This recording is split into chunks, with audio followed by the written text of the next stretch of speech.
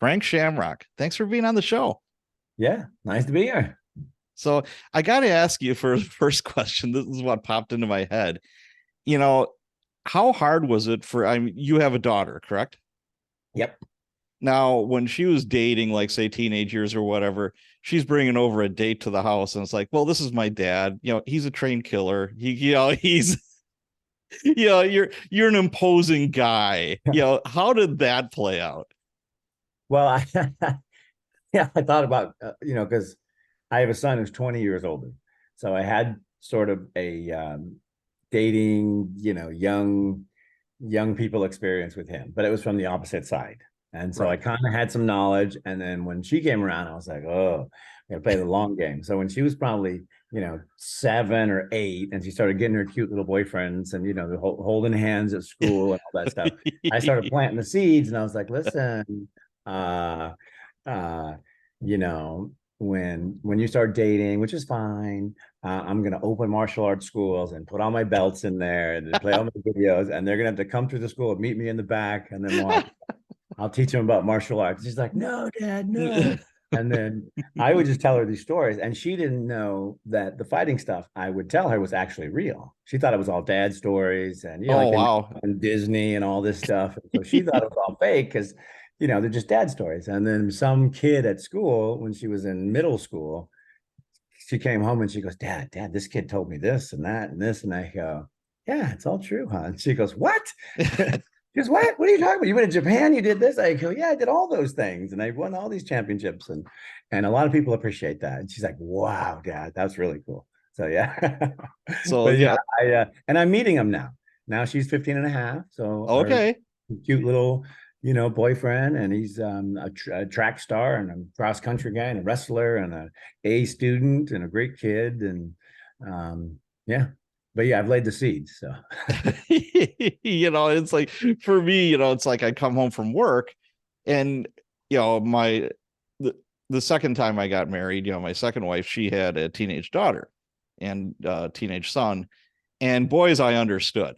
I had a brother, obviously all my friends were boys, and that's the world I grew up in. And all of a sudden now I've got this teenage girl with glitter and sparkles and whatever so else, different. and all the drama that goes with it and all the boy stuff. And I was like completely out of my element. And I remember I'm coming home from work and I'm wearing my uniform and I got my gun on me, and there'd be boys home and she's like, you're scaring all of them. And I'm like, I don't mean Yeah, to. you're scaring them by being there. Yeah, right. It's not like I'm a big ogre screaming and like, hey, how are you doing? What's your name?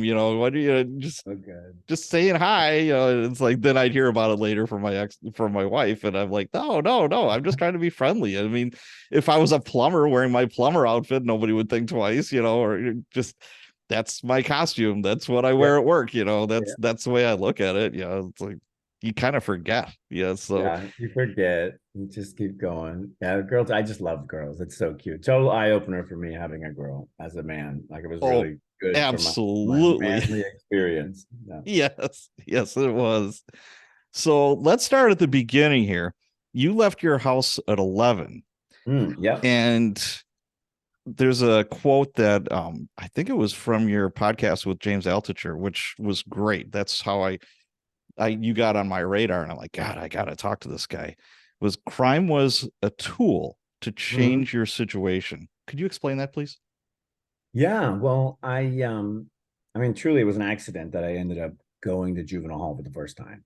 I stole stuff and I was a knucklehead and was always getting in, various levels of trouble. But it wasn't until I threw rocks at that train, which is a felony. I didn't know it was a felony. I didn't know, the level of things that would happen because I threw rocks at the train. So, but that's why that accident opened up a whole new world for me. And that's how I realized like I was being abused and it was weird and what was going on was not right. And that's how I realized there was differences in what was going on in other people's worlds. Um, and the tool was crime. Every time I threw a rock or did something silly, the pieces moved and things changed for me. I learned more. I got, moved environments. And the first one was, they took me from my home. They're like, you can't keep doing this. your home must be the problem. And so we'll fix that. They took me out. So those were social workers that did that, I imagine, Yeah, or yeah. Because I kept getting in trouble. And then finally, when I went to juvenile hall for throwing rocks at the train, it's the only time I've been away from my family, like lived, I was there for 10 days. yeah. And, I was talking to other kids, and I just realized like the things that was happening to me weren't normal and weren't happening to everybody else, being locked in the closets, like all these weird, abuses and things. People were like, the bad kids were like, yo, that's child abuse. I'm like, what? These are the bad kids. And I'm like, well, that's not good. And so when I told my counselors, they're like, well, their focus was to make sure I go home safely. That's their focus, counselors. Right. I go home safely. So they're like, well, listen, you got to stop doing that stuff because they're going to take you if you stop. If you don't stop, they're going to eventually take you. And I think it was supposed to be like fearful, but I heard it as if you keep committing crimes, they'll come take you, and then you won't have to be there no more. So were you placed in foster homes then? Yeah. So I started in a crisis center is what they used to call it. So it's like a home, 24-hour home. I started there, and then I went into foster care. So just sweet families, taking in a damaged or troubled kid, and that was state assigned. So I got into the state was my parents. I was awarded the state, and then I was going through foster care. And then that, I kept getting in more and more trouble. So that, went from foster care to group home care to, work camp care to, Wow. isolated work camp care. So it's like most 11-year-olds, are in grammar school still. Yeah. And so your schooling, I mean, what did that look like? It was all out of whack. But it was getting all out of whack anyways, because it's having so many social issues at school. So I was getting kicked out, and I was always having trouble just socially, dealing with things socially. And then that would like, could you give an example? Yeah, like when I was 12, I went to high school early in like a summer school thing. So I was wicked smart. Okay. But I wasn't very emotionally mature. And so I was going to campus, and these kids were picking on me, and I'd broken my collarbone. I broke my collarbone. So I'm in this weird cast. These kids are picking on me. And I was trying to explain to them that it was making me uncomfortable. They were bullying me. Yeah. And I was hurt. And I was trying to explain to them, that makes me uncomfortable. Don't do that to me. Right. And so they were teasing me. What are you going to do? What are you going to do? And I said, well, I'll come back and stab you. Like, don't do this to me. And they kept doing that. Well, I went home and got a knife, came back the next day. And when they came to me, I was like, okay, well, here's what I'm going to do. And I thought that was perfectly normal because of how I grew up. And so they ran off. They got the police. They got the school. Everyone came. They said, what happened? I go, this is exactly what happened. Yeah. They go, well, you can't do that. I'm like, well, I'm hurt, and this is what happened. Everybody was freaked out. To me, it was perfectly normal. I'm like, no, they threatened me. I have no way to protect myself. I told them what was going to happen. Right. It seemed like everybody was on the same page for survival here. So Damn. I didn't realize that that's not normal thinking. And that kind of, thinking and mindset, I was always getting in trouble because I don't, oh, you threatened me? Like, all right, well, let me go get the stick and let me. Now, when you were, so I didn't know that was an inappropriate response. I didn't know that. When you were growing up, did you have biological siblings, like a brother or sister? I have an older brother, older sister, and then a younger sister. Were they getting into the same kind of trouble as you?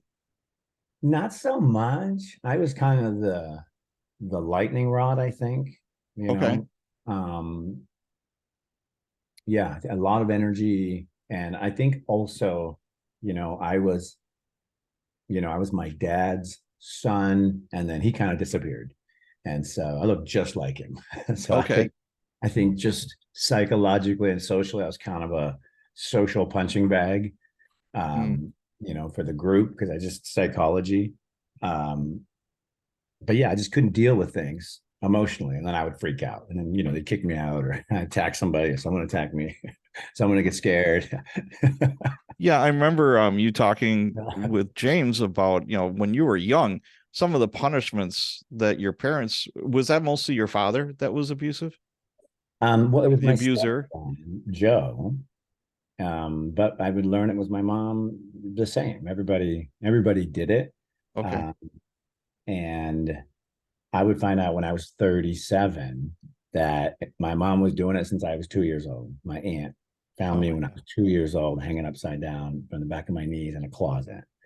So she told me my whole life, oh, it's your stepdad's. Oh, it's him. Oh, it's this. Oh, it's Yeah, that. yeah. I found out when I was 37. Oh, Wow. I was hanging upside down before all these men came along. So, yeah, she passed that right on. And, yeah, Wow. yeah. My mother, both my parents grew up in Ireland, and my mom said that there was a teacher in school when she was like 6, 7 years old. If you were bad, they put you in a closet Oh, yeah. and they'd Yeah. say, no lights, and said the rats are going to eat you. So Yeah. they're It's a waiting for very the rats old, to yeah, come. it's literally a very old school, corporal punishment type thing. And then the other ones we do would kneel in the hallway. And so you'd have to be on your knees Yeah. with your nose on the wall on the hard hallway, and you just kneel there for hours. Oh God. And if you sit down or take your nose off, you get in trouble. So more Damn. time. So it's like this total, like mental, abuse. But all that stuff weighed on me. So then when Sure. other social pressures or social situations would happen, especially ones that involve threats or fear or, violence and stuff, Yeah. I would overreact, or I wouldn't know how to interact with it. And, safety first and violence and, Sure. Where did you grow up geographically? Where did you grow up? Yeah, I was born in Santa Monica, and then I Okay. grew up in Anderson and Redding, which is Central California, Northern Central California. Okay. Now, Yeah, going over your bio, you got married at age 16. How did yeah, that happen? yeah. I got my high school sweetheart pregnant, Okay. Kristen. Yeah, and then I was super excited about being a dad because I never had a dad. Like I grew up Yeah. with no dad. So when that happened, I was like, first I was overwhelmed, and then second, I was just so like excited about the idea of like trying to be a dad, which I was a train wreck. So I don't think I did very good, but super excited about it, and it got me really focused in what I was trying to do with my life, which was be a normal, good person. Wow. So 16. I didn't know that Yeah. was legally possible, except maybe the deep south or something like that. It is, but you got to get your parents to sign off on it, and then By then you you know were probably a ward of the state, right? The state well, was that's the your thing, is parents. because the state was my parents, I didn't have to ask my parents. I could Okay. ask the state. I could make a formal request, Mm. and then the action to activate it was to schedule a wedding. Because click, click, click. And then what I didn't know is the second you're married as a minor, you become an emancipated adult. So now you're Oh. instantly an adult. So you go from being a child to an adult. Oh, wow. Yeah. Okay. Now, what did your girlfriend, now wife's parents think of this? What They did were that none too dynamic look happy. like? Yeah, Yeah, I'm they sure. were none too. And of course, I was like the baddest kid, the most troubled kid in town. It's always, the kid who was getting in trouble and the kid who was in a fight. And Oh boy. so, yeah, I was the bad kid in town. And yeah, all of a sudden I got the sweet girl pregnant, and I Ooh. was trying to be a dad. Where did you guys live? I mean, At the time, we were in Susanville, California, which is okay. Lassen County. It's 80 miles west of Reno. So it's kind of very rural, mountainous. Yeah. Yeah. And I was up there in the Boys Ranch. The end of that incarceration foster home chain was the Shamrock Boys Ranch. And that's where I ended up when I was 13, 12, 13. Okay. And, um, and yeah, that's when my whole journey really picked up and started, because before that it was just a mess, and I didn't really, I was just kind of bouncing around. But when I got to the Shamrock Boys Ranch, everything changed, and that's when I tried to get my life together for real. Okay. So around 13, you went to the Shamrock Boys Ranch, and Bob Shamrock ran that, correct? Yeah, yeah. And he's your adopted father. Mm-hmm. Yeah, He adopted gave me the Shamrock name. Yeah, he adopted you, and he adopted Ken too as well, yeah, correct? yeah. It's only two of us. How many kids did he adopt? Two. Just two. And how Yeah. many kids were like, you said it's like the Shamrock like school for boys or whatever. What did that look like? How many kids were in there? About 2,000 went Holy through cow. over Okay. the course of 27, 8, 30 years. Yeah. He ran it for a really long time. And, it started with him and his wife because they couldn't have kids and they wanted Okay. to provide a service. They wanted to have kids, but not, they wanted to, do their service to God. They're very religious. But they couldn't have their own. So like, oh, we'll help these kids. They need help. We Sure. just keep them, we'll have a group, we'll do the thing.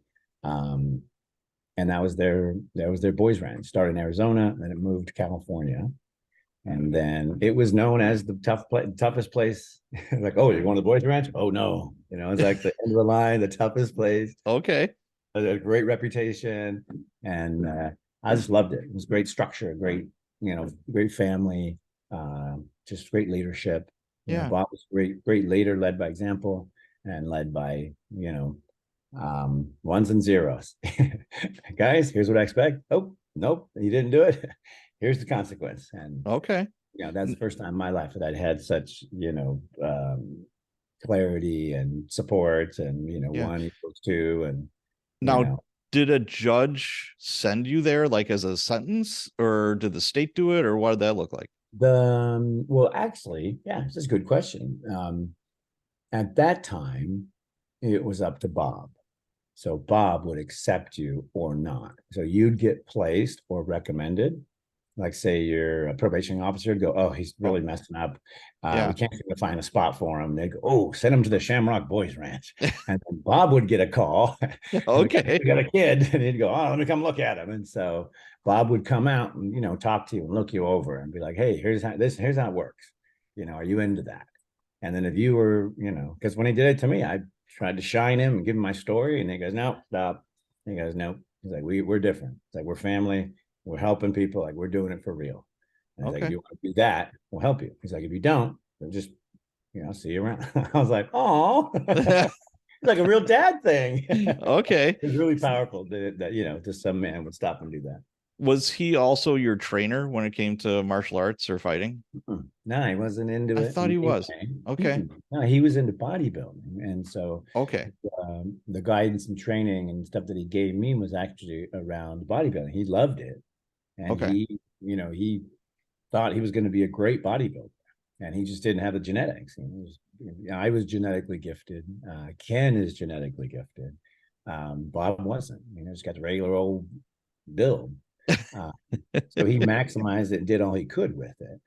But then, when kids like us came along, he's like, okay, they got the genes, they got the looks, I can help them. We can all be a family. This is wonderful. And that's how we Yeah. all became a So family. what was like a typical day at the Shamrock Boys Ranch as far as training, and like what did that look like? Um, well, everything revolved around, school or community because we're teenagers and knuckleheads. So for Okay. us, it's, you wake up, you have to be out of bed by 7 a.m. or whatever the official time is. And I think there's like a 5-minute window. You get 2 wake ups. And if you don't, you get ice cold water poured on you. That's like a thing. And Bob laughs and runs around like a, goofball. Uh, but I taught everyone to pop out of bed, in 2 seconds and be fully alert, which is a great human, habit. Sure. I still have it. I pop right up because I was afraid Bob was going to throw ice on me. But things like that, and then everyone sits down for breakfast, and then everyone gets their marching orders, or everyone kind of gets their program for the day or whatever it is they're supposed to be doing. School, the thing. If it's school, we go to school. But what was great about the Boys Ranch is you just instantly have 20 brothers and 20, friends, colleagues, you instantly have a football team, a soccer team, a volley. You have 2 of them. Like, oh, let's split up. Like it was so much better than just being alone and, being scared and kind of going through this, care and support system. that Okay. was, it's terrifying because you don't know these people, and I don't know any of these people. They're all strangers. Right. You're Yeah. just See, wandering in and out of people's homes. right. See, I kind of thought that it was along the lines of like Mike Tyson, where his trainer adopted him. He had nowhere to go. Yeah. And Yeah. he saw, No, but yeah, I mean, I eventually screwed up Bob. I mean, Bob was a great mentor and leader, and he told me all the stuff I was supposed to do. And I did, 40% of it until eventually, they came knocking at my door and were like, hey, you can't keep doing that stuff. And then when I went back to court, they were like, hey, maybe this place isn't enough. Maybe we need to send him on to some place that's more secure. And so that's how I ended up getting taken out of the ranch and going to prison and screwing everything up. But like a good mentor and like a good father, Bob Shamrock never left. He stayed, as my mentor, it's like, oh, you screwed that one up. How much time you got? All right, well, let's make some investments. Let's do some building because you're in a big hole. And so for him, it was this practical thing. Oh, you got 3 years, great, plenty of time to build your body. so you got sentenced to prison for 3 years. I got sentenced to I got convicted of 20 felony 20 felony counts. Of And, what? uh, Like felon, what kind of breaking and crimes? entering. The felony breaking and entering or receiving stolen property, one of the two. There was a Okay. bunch of them, and it's complicated because I was dating the DA's daughter. This happened. Okay. So when I started digging through everything, some of that stuff might or might not have been in his office or in one of his metal cabinets. It was a small Oh town. boy. And Okay. so at the end of the day, we just needed to get rid of everything and make it go away. He was like literally the front page of the newspaper. And I was like, oh my God, I'm so sorry about because I was a kid. I Yeah. didn't know what was happening, but apparently it was a major problem for this lovely man who was the father of the girl. Oh And boy. and I just happened to be the baddest kid in town, and they happened to be the wealthiest and nicest and sweetest, and him with the DA. And Oh so boy. just tried to get rid of everything. So I ended up taking 20 felonies of the same. So it's either breaking and entering or receiving stolen property, one of the two. So Yeah. it is a felony. And then in that was wrapped a package for the consecutive criminal act. So it's, if you commit the same crime over and over and over, they can't hose you by sentencing you Right. Right. 30 times to 3 years a pop, Sure. and you do 90 years. There's a consecutive criminal act. So for that, I got three, a half, a half, a half, Okay. a half, Okay. which came out to be six. And then I Okay. did, the half of the six. So you wind up going to prison. Is that Folsom? Yeah, I went to Jamestown. Or I went to Tracy, Corcoran, Jamestown, Avenel, Folsom. Yeah, I And did you this were what age when all this was going on? 18. Okay. So technically an adult, but really most 18-year-olds are still kids. Oh yeah, And to be thrown in with murders, rapists, I'm assuming that's the crowd that you got thrown in with. yeah. And they sent me to youth prison first.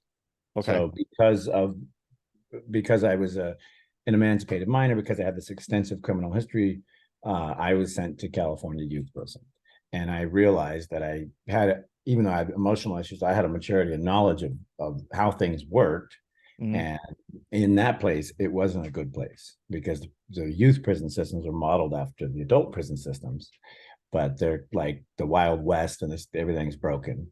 And so I went there for a few months and I hung out. I was like, I'm never getting out of this place. These guys are crazier than me. And so then I had turned 18.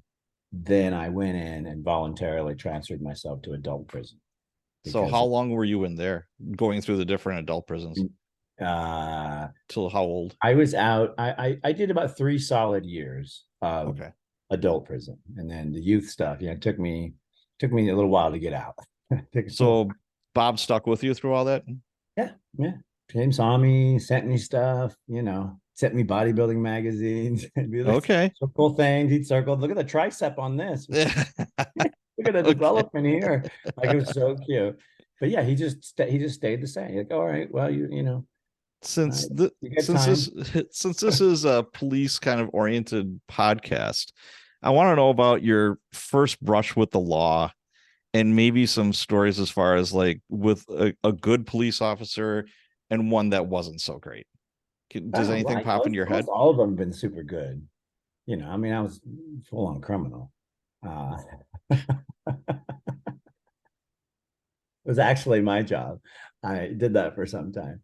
Um, let's see. Um, well, gosh, I can't even remember the last time I was arrested. It's been so long. Um, you know what? I had a couple of guys that just told me the truth when I was a young man, and they wasn't to scare me.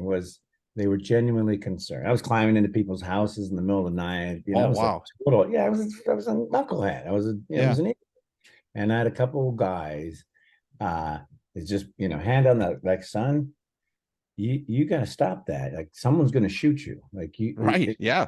like that's not. You can't do that. It wasn't like we're going to shoot you. It's like someone is going to shoot you. And I heard that and I went, oh yeah, that makes sense. And I couldn't hear anything else from society. I was so angry and destructive. But I heard that and I was like, oh, that's not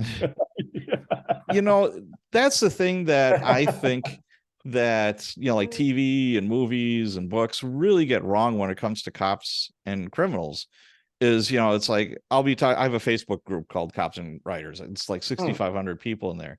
People ask about police stuff, and I've been on a bunch of podcasts. I've been interviewed, and I'm like, yeah, you know what? If whoever I just arrested was cool, I'd be like, hey, what music do you want to listen to on the way to jail? Yeah. Whatever. It's like it's not this like big, confrontation. Everyone's fighting with each other. It's like, dude, you screwed up. It's like you got to come with me tonight.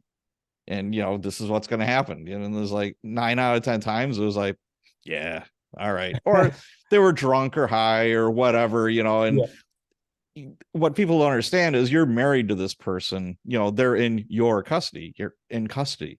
So do you want a really shitty experience where, it's confrontational and sometimes there's no getting around it. Some people ain't too happy about going to jail, especially if they know they're going back to prison, etc. Oh yeah. Yeah, that's when the fighting starts. That's when, the ugly comes out. Or they're on some kind of whatever.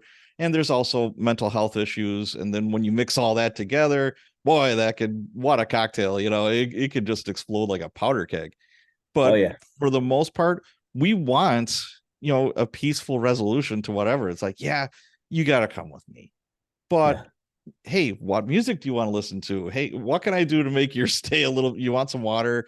You want, blah, blah. It's like, wow, thanks. You kind of connect on a human level, and that almost is never shown on a TV show or anything like that. Yeah. Takes too much time. Yeah. I guess so.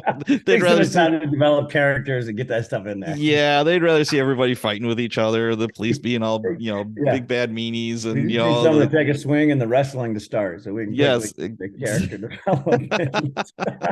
Well, I ran a police training business for 10 years. You did? I did not know that. Yeah. It started out of my very first class at the Lions Den, and I would teach Tuesdays and Thursdays. I would teach, and my teaching was all about theoretical study and application, because nobody in the world knew, because I was traveling the world talking to everybody. Nobody knew what is the best real combat hand-to-hand sport thing. That was my study. Find the truth, traveling around trying to find. Nobody knows. So I realized we have to figure it out together and work through it, with different bodies and different things. So I started teaching. Boom, it's all making sense. And then all of a sudden, at my class, because I would teach Tuesdays and Thursdays, it's like a small group, and they stay after. Yeah. And they're asking me all these questions. Mr. Shamrock, over here. Mr. Shamrock, this. And I'm like, why are you guys asking me these questions? We covered the stuff. And they're like, well, because, then they find like, we're police officers in Stockton, and we deal with the drug units, and we got to go into these close quarter situations. We're in houses, we're in closets, we're wrestling guys from under the beds, and all these scenarios. And I'm like, whoa, I don't know about that stuff. They're like, guys, I'm studying this for over here.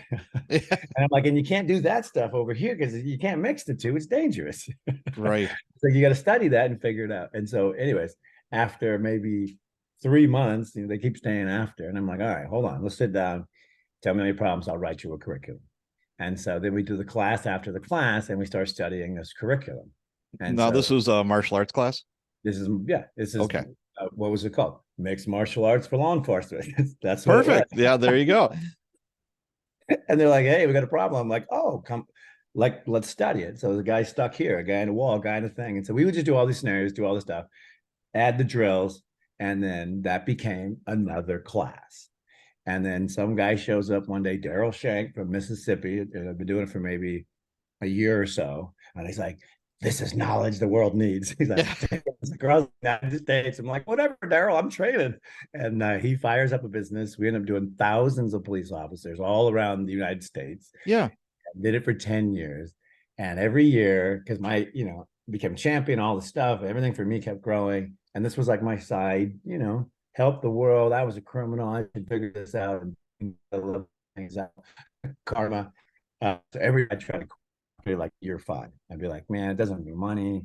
It kind of sucks, and everyone's, depressed, and it's a hard job, and there's so much going on here. Yeah. Just want to give them my data and leave, and not have to deal with all the sad stuff they're dealing with. I just want to do my part. And then every year, some old timer would come walking up, and he'd be like, "Thank you so much, Mr. Shamrock." He's like, "This is truly going to save, people's lives and help me get home to my children. And I just want to thank you." And I'd be like, "All right, Daryl, in for another year." Yeah. Well, it's so one more year. I tell you what, it's so needed because, from a cop perspective, it's like when you're going through the academy, yes, they teach you, how to kick, how to punch, how elbow strikes, blah, blah, blah. And you have to do it. There's we call it DAT, defense and rest techniques. And you go through all the drills with like the stick, you've got pads. And I remember one time they're like, okay, put on these boxing gloves. And, you always had a mouthpiece anyways. And it's like, okay. And they formed a ring with people. And it's like, okay, 3 minutes, it's like, go at it.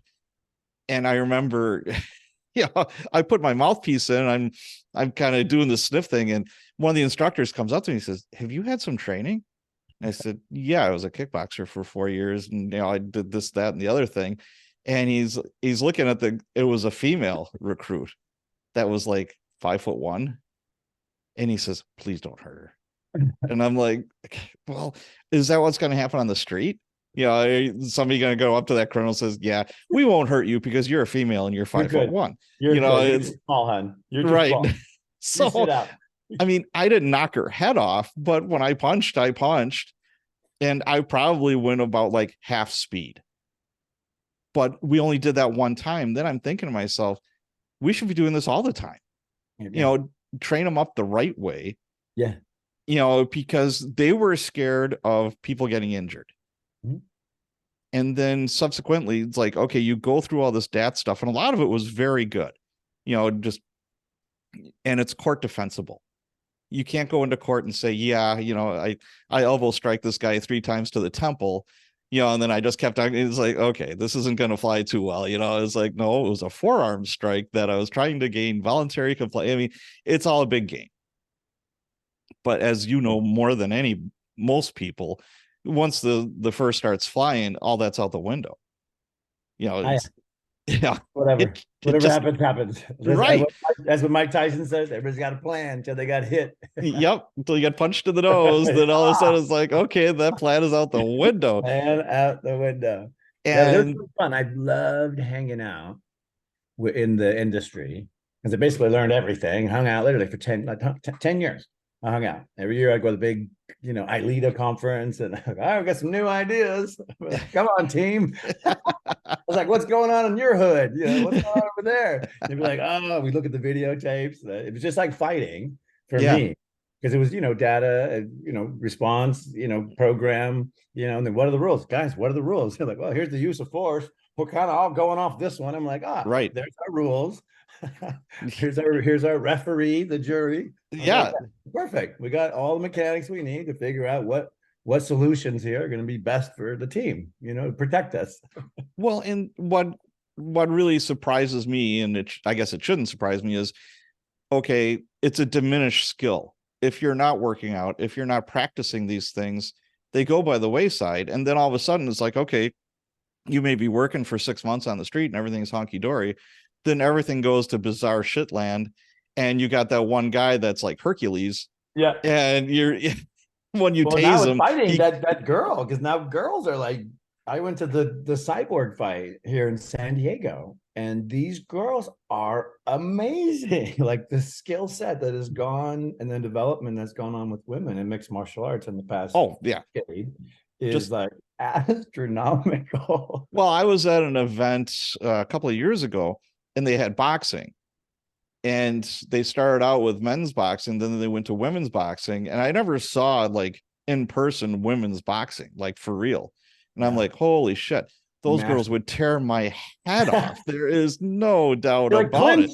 Clinch. Oh man, I'm like, holy shit, I don't want to box any of those girls. They would kick my ass. But again, it's a diminished skill. And we go to in-service, and they would have to do something with that. And it just became ridiculous. And it's like, well, we don't want to see our people get hurt. And I'm like, they're going to get hurt out there. And that leads to more like fatal encounters, etc. When things really, if you could, the name of the game is to gain control right now, like within a second, 2 seconds, 3 seconds, whatever, just get that fight over with. Just if you could get them on the ground and handcuffed, super fast, then all the bad stuff doesn't happen. Yeah. Yeah. It's the same, in fact, movement, position, submission. It's the same thing. But it falls on deaf ears when you talk to administrators. It just, and then something bad happens. Like, oh my God, how could this have happened? And I'm like, really? I mean, how could this have happened? I don't know. Because you had people that were not trained, didn't keep up with their training. And, it's like they're fighting somebody that's 20 years younger, 30 pounds lighter, and maybe has some like skills. Boy, you're in for a bad day. Things are going to turn really bad really quick. And boy, But anyways, I could rant about this forever, but I won't. So looking through your lens, what do you think the solution is to like criminality? I know that's a big question, but what do you see like some solutions to, crime is getting back to almost like I started in the 90s. And we call it the crack wars. People are getting shot and killed on the regular in big city, wherever, USA.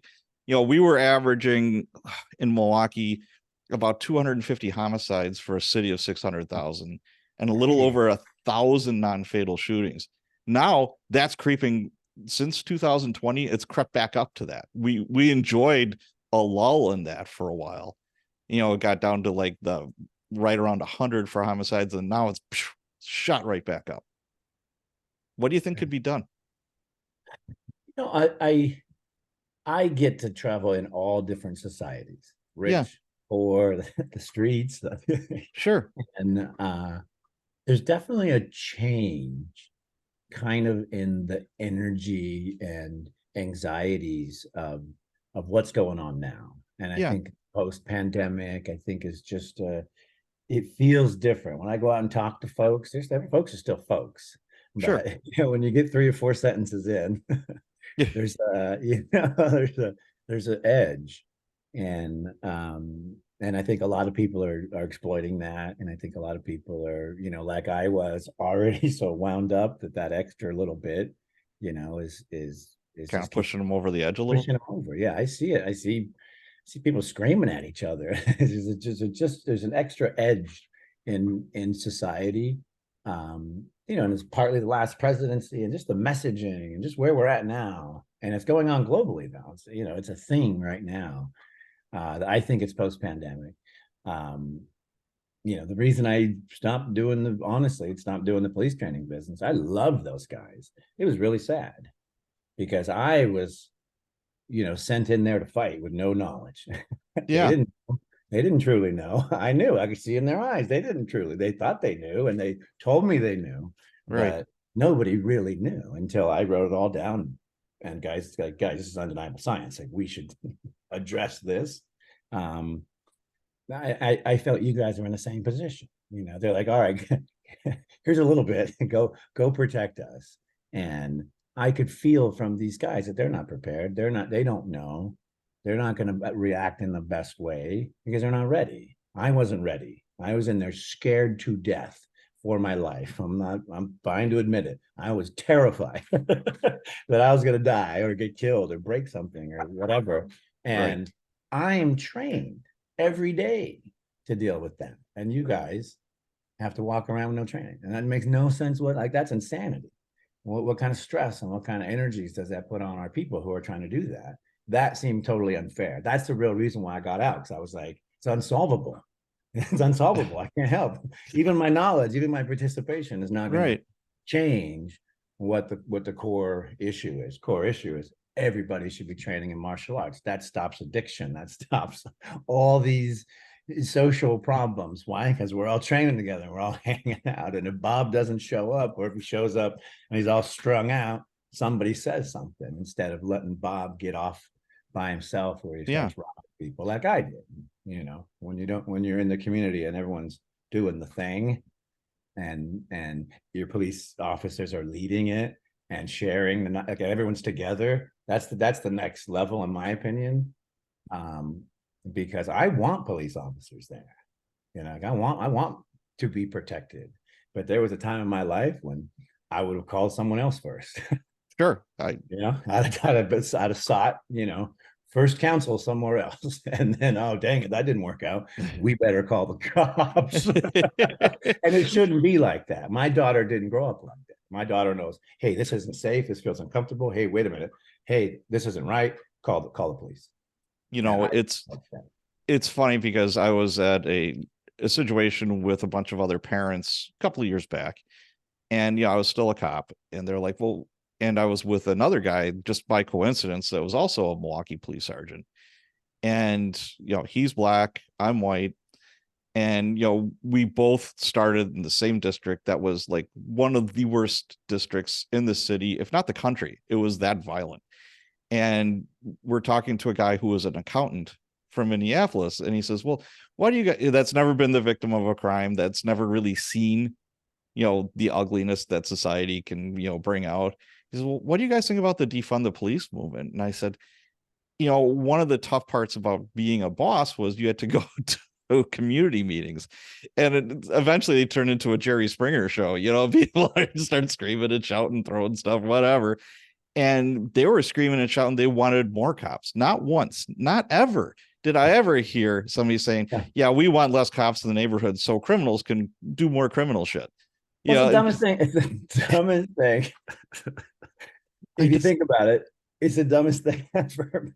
They wanted a cop like parked in front of their house 24/7. That's what they wanted. These are people that live in the worst neighborhoods, that are the good people that have to deal with this shit on the regular. So awesome. Yeah. But it goes to, I have to say, the development of cultures and societies. Your guys' society got super closed off and insular, and you guys are like the Japanese.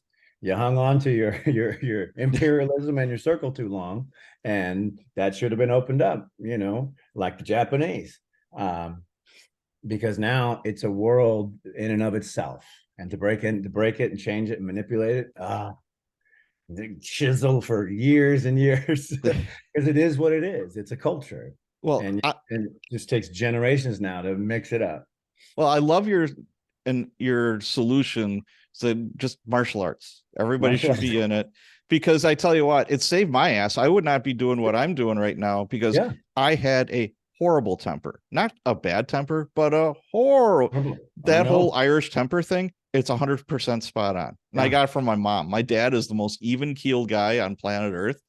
How he dealt with, I got it from my mom. Yeah, I don't know how he, living with my mom, I don't know how he did it. I mean, I would have popped smoke a long time ago, but he's just that good of a guy. And the one thing that really stuck out in my mind was, it's like, okay, stop and think. It's like, okay, I want to punch this guy really bad. I'm going to tear his nose right off his face. And it's like, okay, then what happens after that? Yes. Okay, somebody's going to call the cops. Somebody's, or You're one like, of his wait, I am buddies, the cops. Oh, that's right? Or two of his buddies are going to jump in and kick my ass. Is it really worth it? So I remember I was in this, it was kickboxing, it was taekwondo. It was a great combination because I was going to college, and it was college students, factory workers. We had a couple of bikers in there, and everybody was respected and at the same level. And it's funny because we'd go out drinking on Thursday nights. We'd go to the bar, and we'd all bring our mouthpieces. And this is from one of the black belts, the instructors. He said, always bring your mouthpiece when you go out, boys. And it's like, why? What? And I'm like, why? And he's like, two reasons. One, if you get into a fight, teeth are really expensive to fix. And secondly, you'll avoid almost every fight. If somebody's squaring off against you and you'd reach in your pocket and put in a mouthpiece, they are gonna think twice. And you know what? That's actually really, really good. I really like. So I always brought a mouthpiece with me. We all had our mouthpieces with us. And you know what? We never got into any fights ever. Yeah, sure. Yeah. And then brilliant. A couple of times I was without, like my guys, I was with my brother, totally different crowd. And, beer muscles, guy spills beer, blah, blah, blah, blah, blah. You're young, you're filled with testosterone. And this guy wants to fight me. And I said, tell you what, instead of fighting, and I'm like reaching for my mouthpiece. I said, instead of fighting, I said, I bet I can do more push-ups than you. And he just looks at me, and he was a lot bigger than me. And I'm like, dude, if I can't do as many push-ups as you, I'll buy you the next 2 rounds. How's that? So I got on my face. I pumped out probably 100 because I love doing push-ups. Back then I could do them till the cows came home. Fingertip, knuckle, whatever, blah, blah, blah.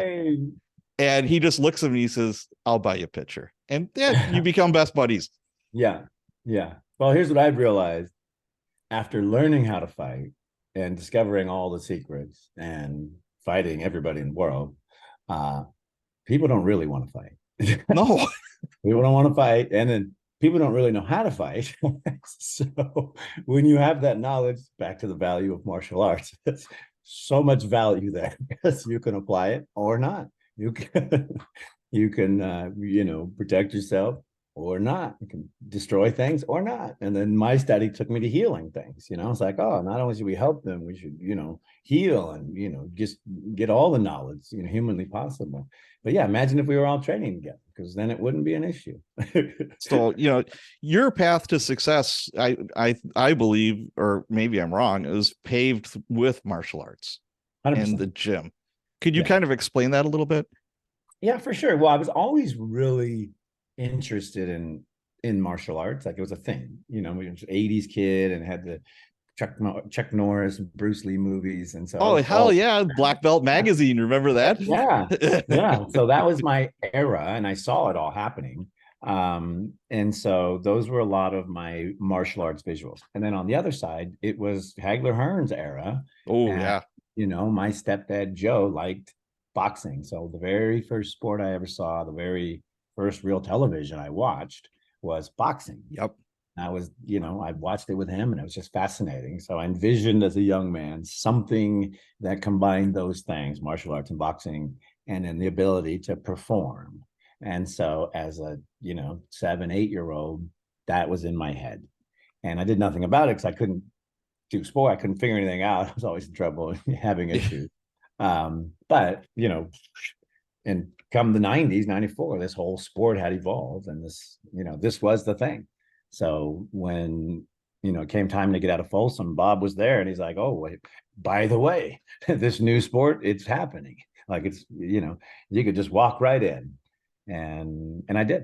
And so it was really just a choice. I was like, well, I got nothing. I'm gonna become a fighter. It's a conscious decision, and we'll get the knowledge. We'll figure it out as we go, and good luck.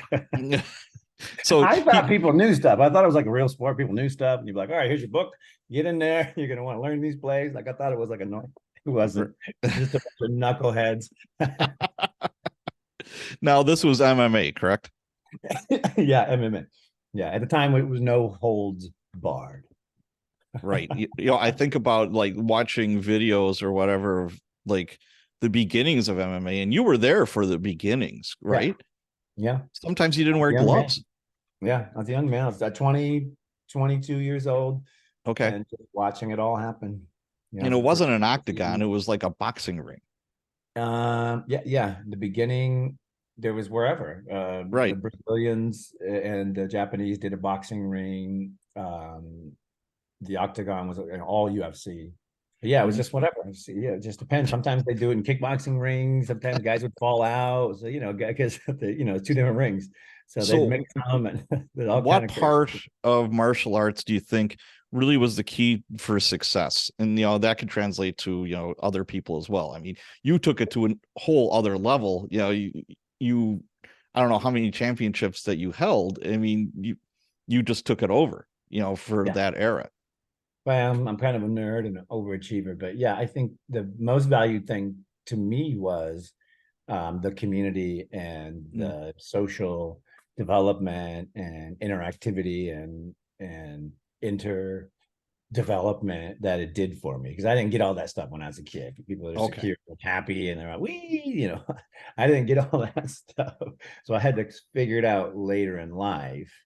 And then martial arts was a catalyst because these were normal people on their journey, and they were on their path going, hey, I had a great life and, feeling nervous out here. I want to make sure I can protect myself. I want to make sure I'm fit. I want to make sure I do something fun. Right. And so, that's where these people are coming from.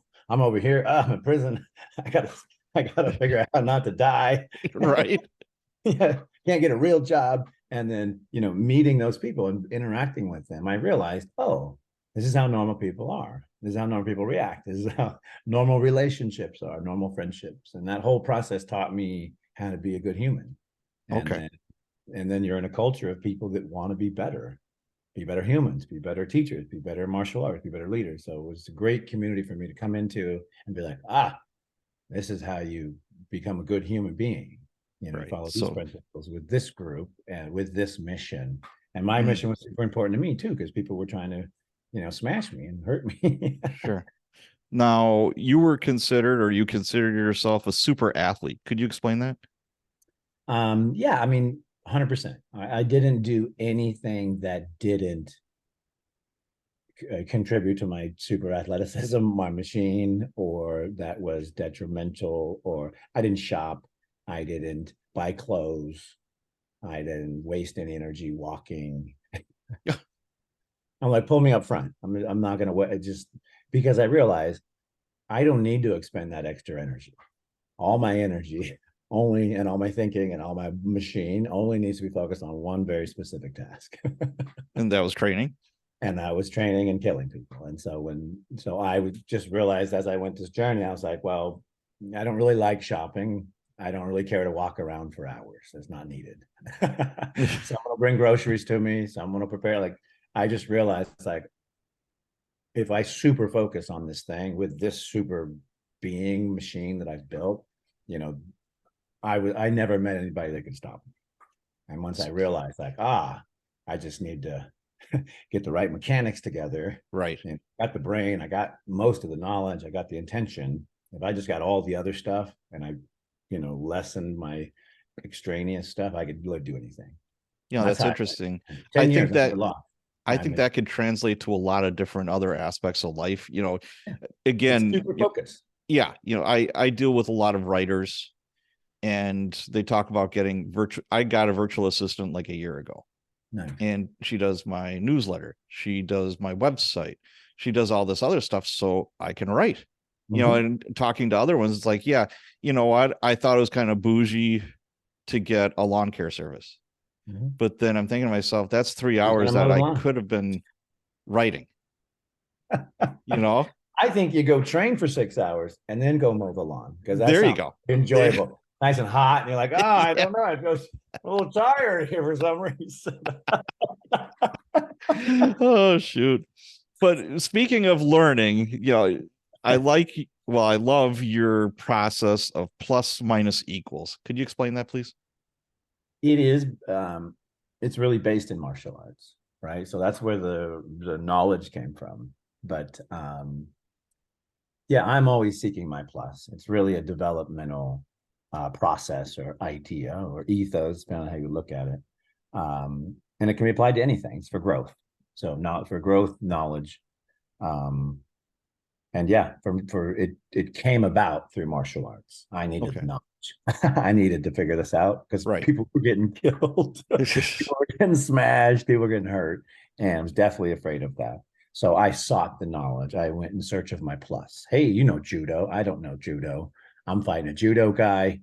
Like, what do you need from me so I can learn your judo? And I would find the person with the knowledge, and I would present myself, and then whatever it took to get the knowledge. Okay. And I would take the knowledge and I would figure out what my equals were doing. All right, well, I got judo now. What is Bob, who's the exact same weight, class, status? What is Bob doing with his judo? And I go play with Bob. And then I go to one of my students and I practice in my minus, teaching all of the judo stuff I learned. And so you just create this wheel of knowledge. And now the guy at the top has passed it down to the guy at the bottom, and everybody is learning and growing together.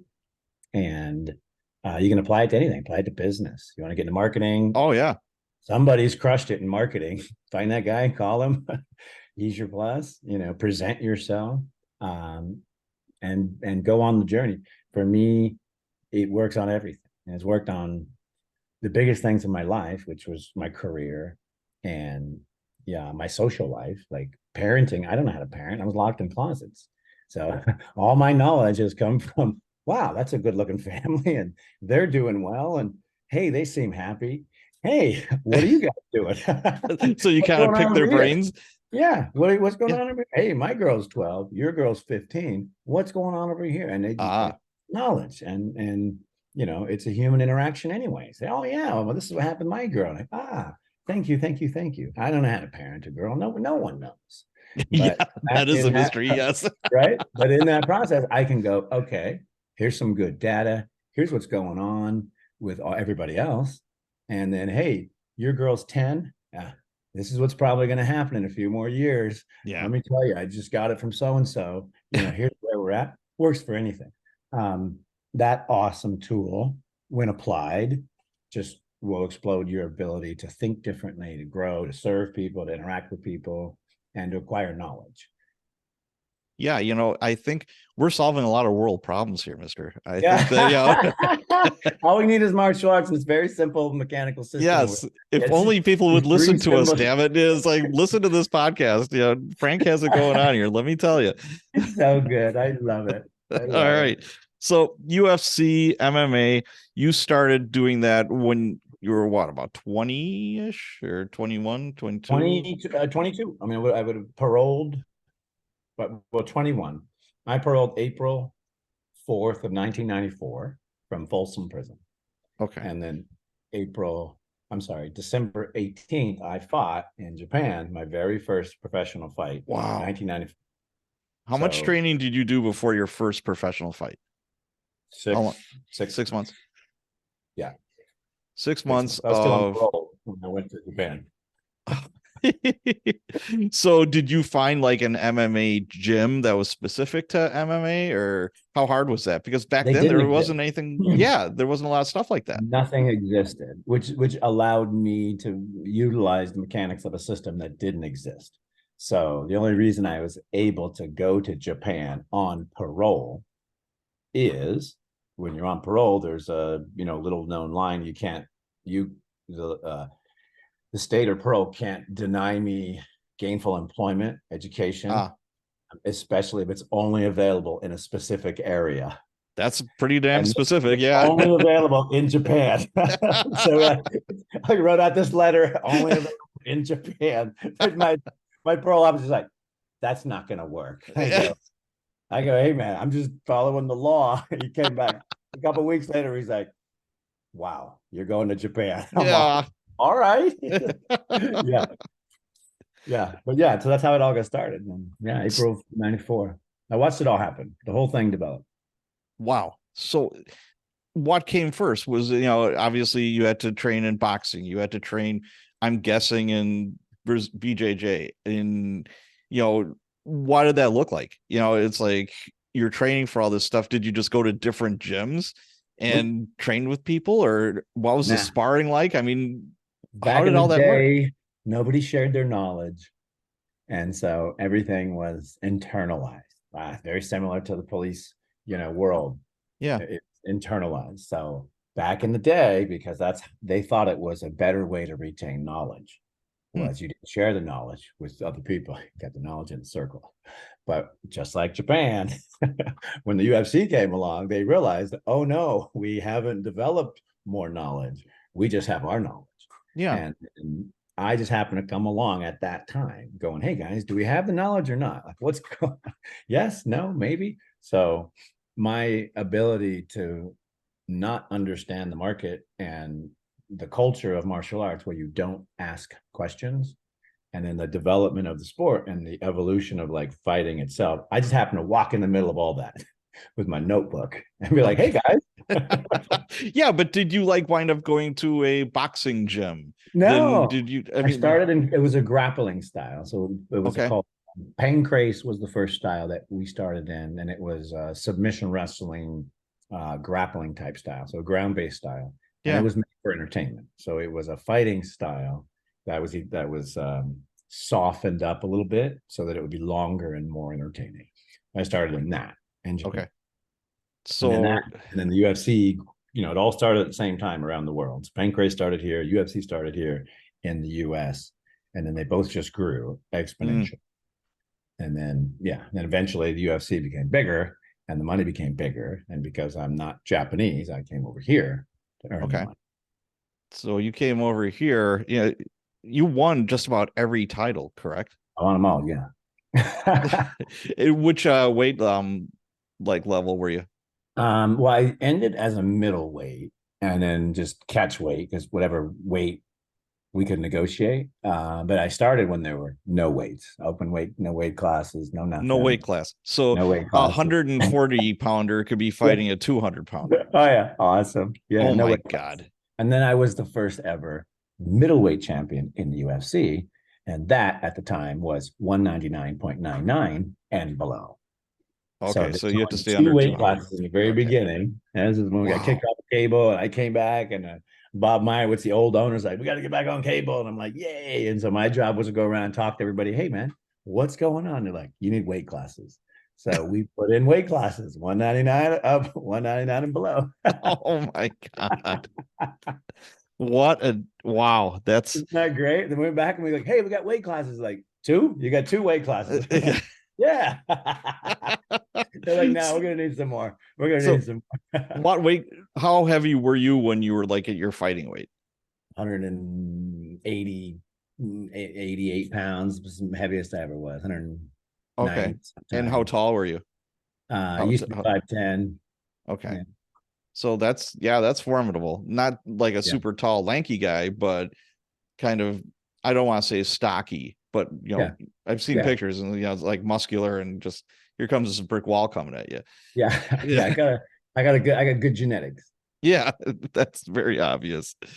All right. So you're going into the ring. Was there like any kind of like self-talk or a way that you would try to get yourself psyched up before you were like going to go into the ring? And how important was that?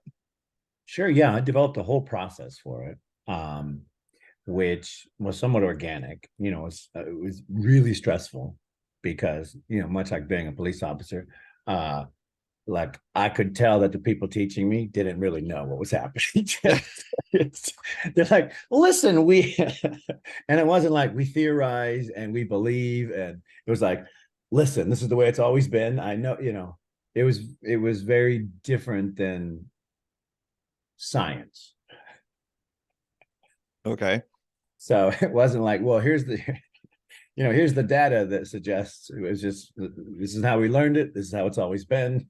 This is how it'll always be. Don't ask questions. Oh, okay. There's the opposing cultures. But I asked all the questions and I figured it all out because it was too stressful to not know the result. Mm.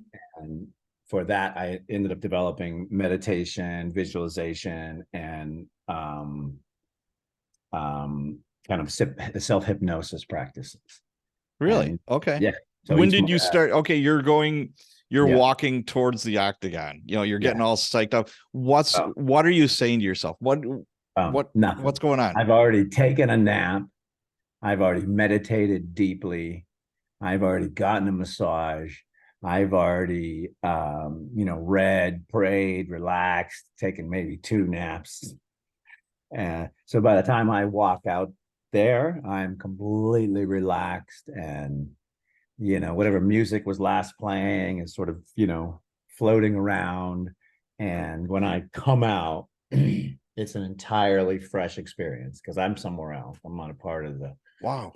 wind up and the build up. I'm literally, I kick everyone out and I sleep in my dressing room. Show up on site, check in with commission. How we doing, Bob? Yeah, everybody good? Right. Yeah. All right, let me sleep. How the hell? How And the hell can you take a nap when you know that like an hour from now you can literally die and you're trying to kill this other person? How do you find that inner peace? super athlete. Go back to the super thing. My body knows we're about to do something, out of the ordinary physically. And the only way to achieve that is to be 100%, is to reboot, is to completely, be 100. So my body knows, let's shut it all down. Let's give it a reboot, a fresh blast of testosterone, growth hormone, clear the mind. Like, let's reboot it and then send it out to perform. So my body, when it gets tired, when I get close to an event and the time frame is there, my body's like, all right, well, let's shut her down. Let's get ready. Wow. Let's get ready for something insane. Because what I I'm mean, about to ask it to do is out of this world. It knows right. that. Body goes, all right, well. So, so were you taking like mega doses of melatonin or something No, beforehand, or no. I you just no, but it goes back to the day before. So all my training is done, a week before the fight. Everything's done. There's nothing to do. You're just laying around.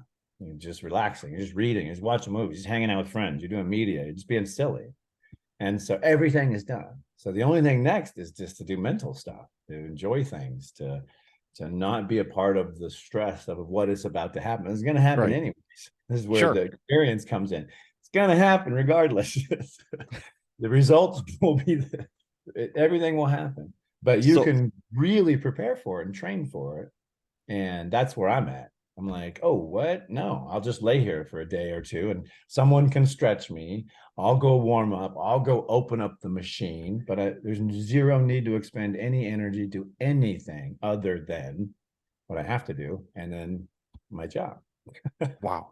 So, like, let's fast forward, to today.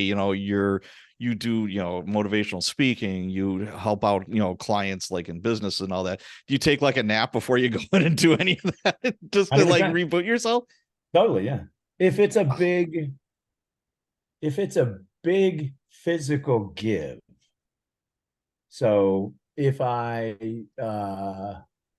was going to do like my leadership, like my Warriors Code leadership thing, Yeah.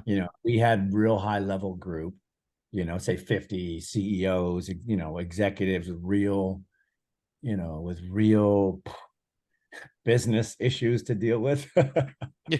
I would take a nap before that.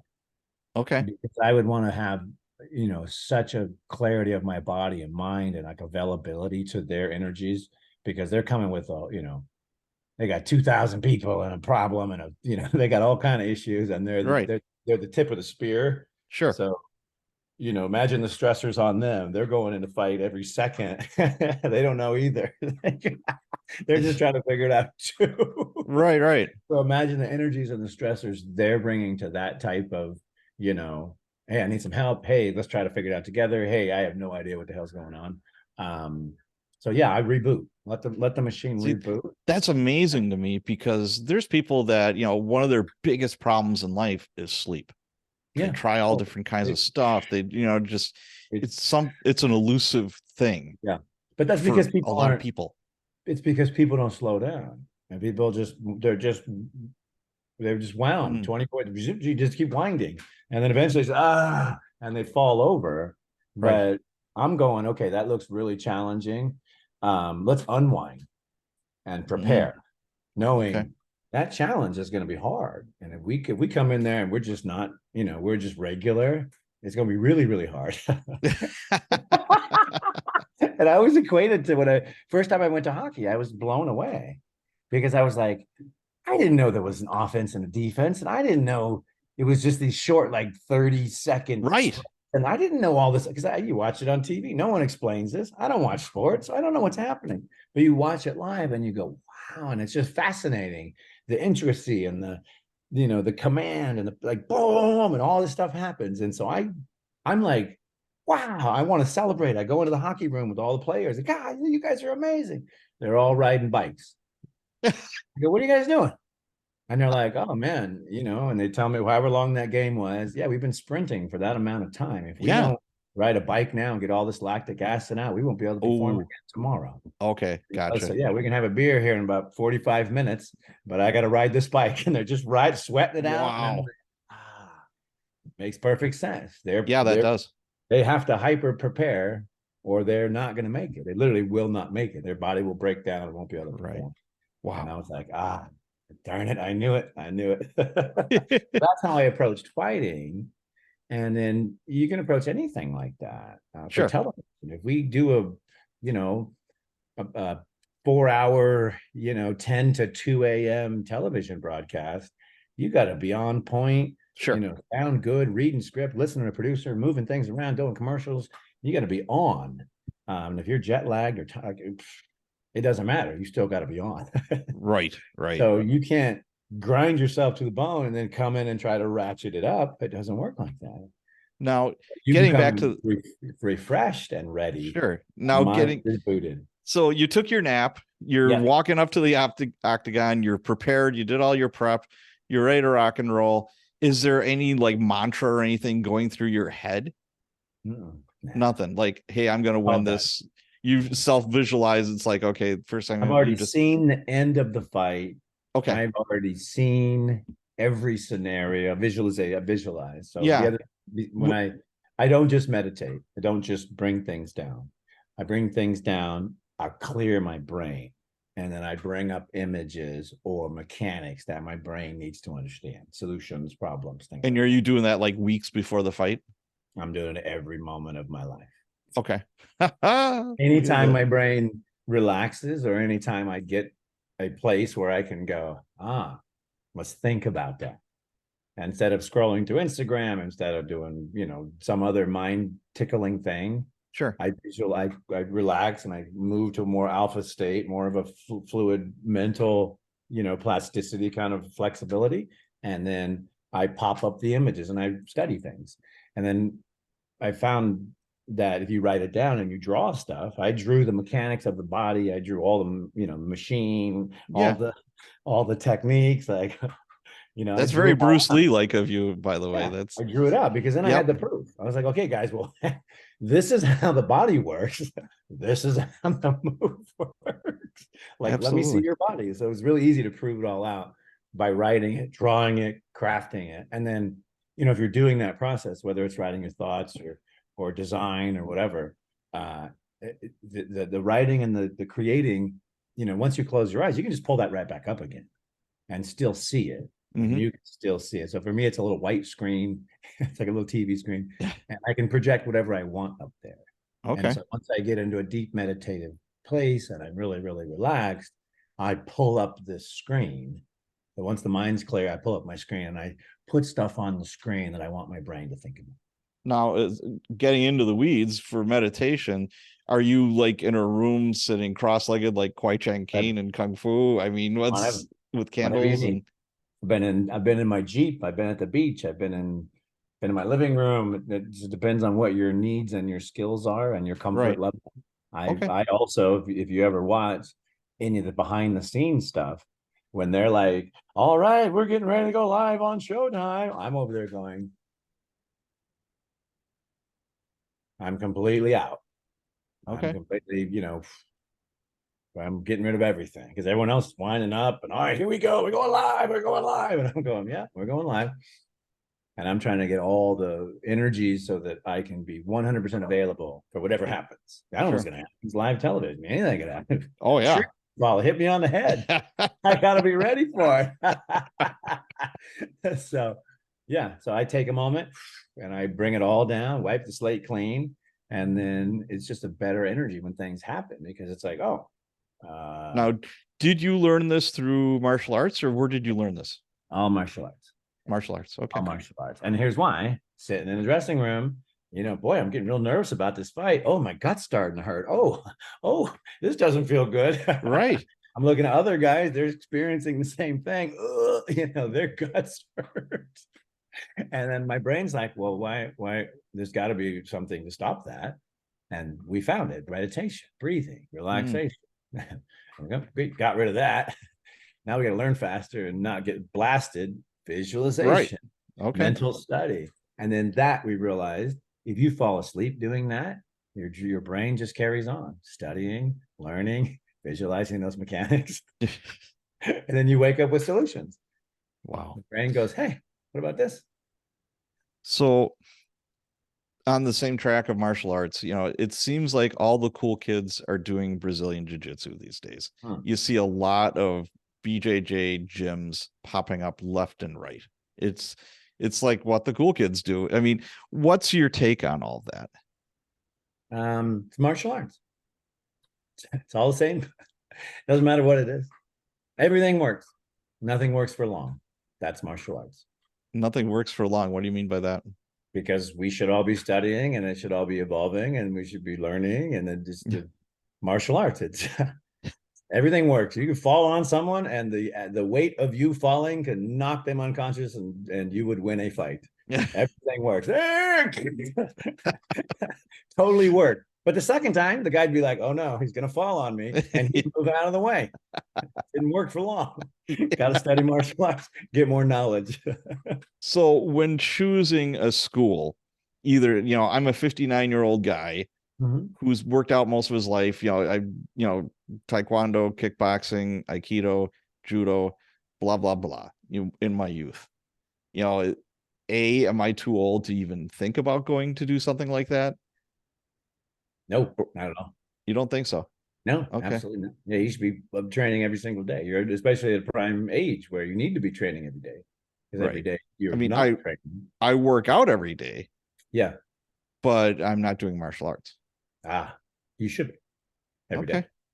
Yeah. Now, I don't teach, in particular, I don't teach physical martial arts, but I teach mindset and leadership principles and self-care, long-term care. All the principles are martial arts. So we're not punching anybody, but we're elongating lives and we're building communities. We're still doing martial arts. Everything remains the same. Okay. Now, what should I be looking for if, say, it's, like me being a 59-year-old guy, or I'm looking for a school for my 5-year-old granddaughter? What should I be looking for in a school? Combine the two. That's the best thing. Best thing, take granddaughter with you, find something you both love to do, and go do it. Whether it can be anything, but if it's ballerina, if it's boxing, if it's fencing, if it's, stick fighting, doesn't really matter. It's really the interactive fun part of it. It's the learning. They go, the idea of improving with another person and sharing that experience. That's really the key to the whole thing. And it just happens to give you self-defense and confidence and all these other awesome things. But at its core, it's just having that really human interaction. And if my granddaughter came with me to the gym, she would love and the experience and the thing. And like her experience would be out of this world to see her grandfather, doing it. So what should I be looking for in a martial arts gym? Say, any of the listeners are listening to this. It's like, okay, there's so many of them out there. What should I be looking for? The community, the stuff you like, the people you like. Yeah, it's not about the art. Everything works. You can pick anything. It doesn't matter. Okay. It's really about the people, because those are the people you're going to hang out with. Those are your community. Those are your friends. Those are the people that are going to help you develop yourself and their skills together. So you want it to be people you want to hang out with. Okay, so if you just gel with these people, and you can kind of pick up on like the You vibe get of it. the Yeah. place. If you hang out for 1 or 2 classes, and just watch, and you come back a time or two, you'll be able to quickly figure out, are these my people I want to hang out with and learn things and screw around and get better? And Right. you'll know. And then yes, no, maybe. And then if not, there's a place right down the street doing the exact same Yeah, thing there with a sure very is. cool, different style and a different idea and different people and a whole Right. different vibe. And they're also on the journey. And that was beauty. When I got into it, I ended up traveling the entire world. Every door is open when you're a martial artist. You can travel to France, don't speak a lick of English, show up. That's true. Hello. They're like, oh, come on in. No, nobody speaks the same. And they're just like, come on in. Kabate. Like, let's train. Sure. Because it's martial arts. That makes total sense to me. So the documentary Bound by Blood, I watched that a few times actually. Now, why make that? Well, it was time for me to do some healing. And I didn't know how to do it. Like I couldn't figure it out, to be honest with you. Yeah. And then I didn't even, in truth, at the beginning of it, know what was bugging me. I was just bugged. Accomplished everything. I was where I thought I should be. Achieved everything, and I wasn't happy. And I was looking back, and I was like, I did some bad things.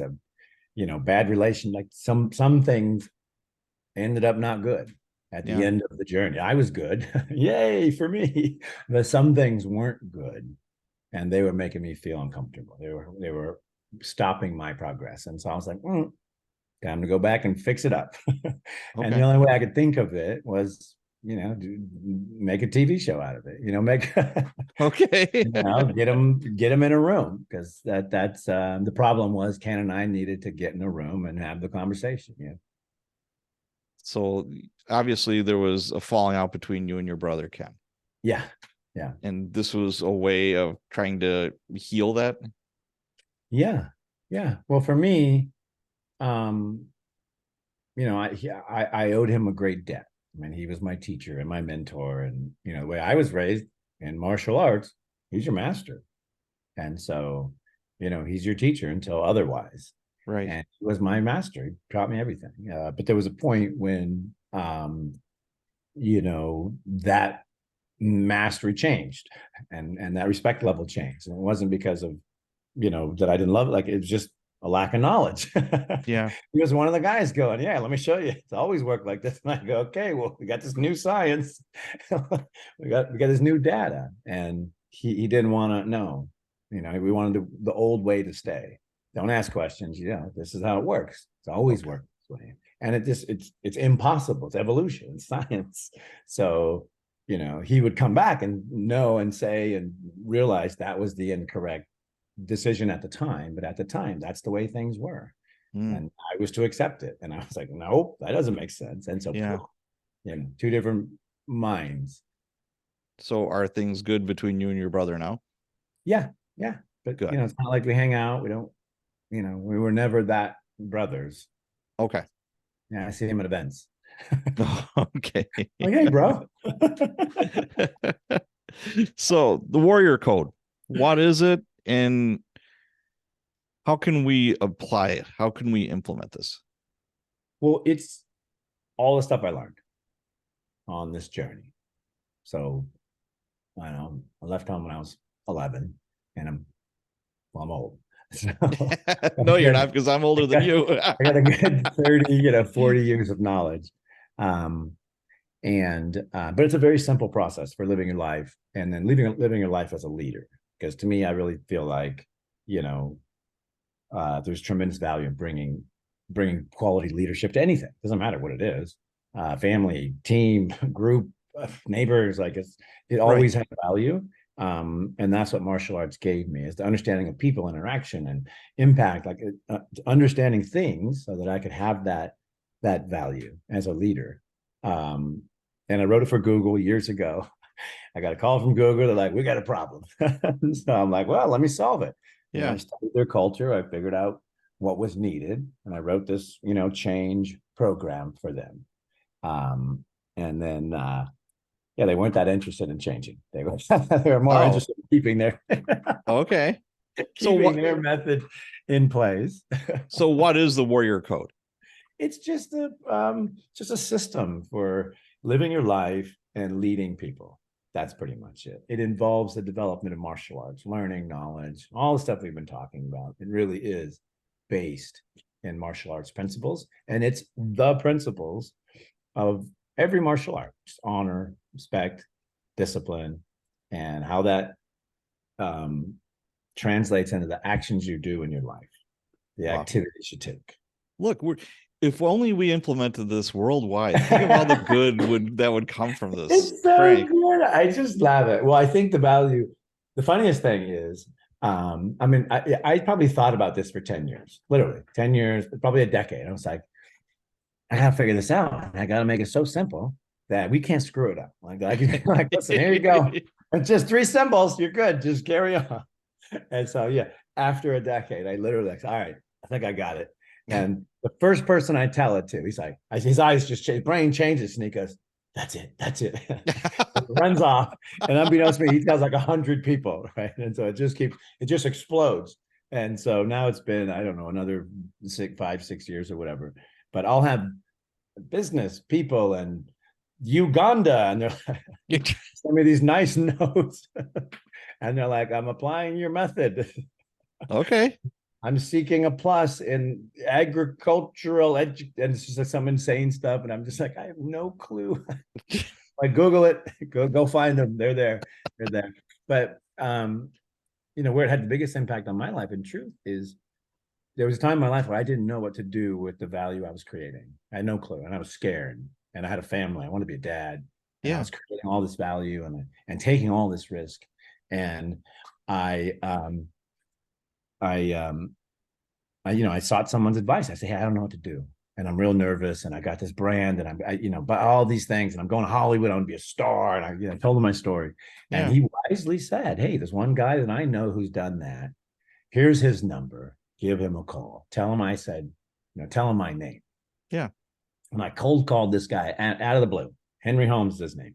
Cold called him. He became my mentor father, my lawyer, my manager, all these. Oh, wow. Okay. And I flew down. I told him my story. I said, Henry, this is what's happening. And he gave me, and has guided my whole thing.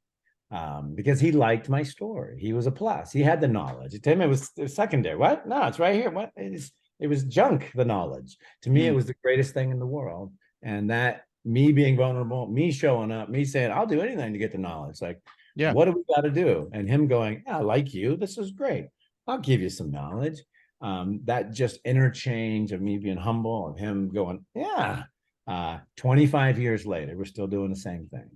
And we've made billions of dollars. Like, it's ridiculous. The things that we've done just out of being, truthful, having that honor, having that respect, having the discipline to do the right thing, and then, seeking those pluses, working with those equals, and, teaching those minuses has such impact on you, on everybody around you.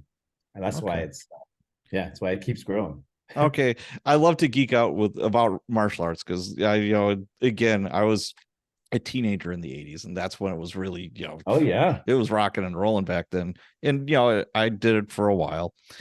And one thing that pops in my head when I was researching this was you were talking about Jeet Kune Do. Is that your martial art? No, I just studied it as one of the many martial arts that I studied. Okay. But I started in what would be considered pancrase, which is a very generic term for a style that would be basically called submission wrestling. Okay. Because the goal was to wrestle to submissions. Sure.